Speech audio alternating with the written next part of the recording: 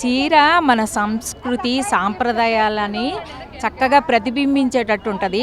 అది వదిలేసి మాకు కంఫర్ట్ అంటున్నారు. ఇదివరకు ఎన్నో పొలం పనులు చేశారు, అన్నీ చేశారు. వాళ్ళు కంఫర్ట్గా ఫీల్ అయినప్పుడు మనం ఎందుకు ఫీల్ అవ్వలేము? అది అది తెలుసుకోవాలి మనము. అలాగే ఎంతో మంచి నైపుణ్యం ఉన్నటువంటి చేనేత కార్మికులని కూడా మనం నిర్లక్ష్యం చేయటం వలన వాళ్ళ నైపుణ్యత అంతా కూడా నశించిపోతుంది. ఎప్పుడోనే మనం విదేశాలకి అగ్గిపెట్టెలో చీరని పట్టేటటువంటి చీరని నేసి మనం విదేశాల వాళ్ళకి బహుమతిగా ఇచ్చిన రోజులు కూడా ఉన్నాయి. అలాంటి టైంలో మనం చీరొద్దు అనడం చాలా తప్పు.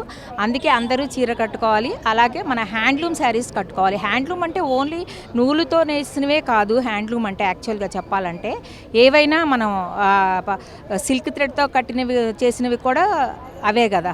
సో అదే ఒక పాట కూడా చేసింది పాప. ఆ పాట కూడా మేము ఇప్పుడు రిలీజ్ చేయబోతున్నాము. చాలా బాగుంటుంది. అంటే సేమ్ నేను ఏవైతే చెప్పానో అవన్నీ కూడా ఆ సాంగ్లో ఉన్నాయి. ఆ సాంగ్తోనే మనం ఇప్పుడు మొదలవుతుంది మన వాక్.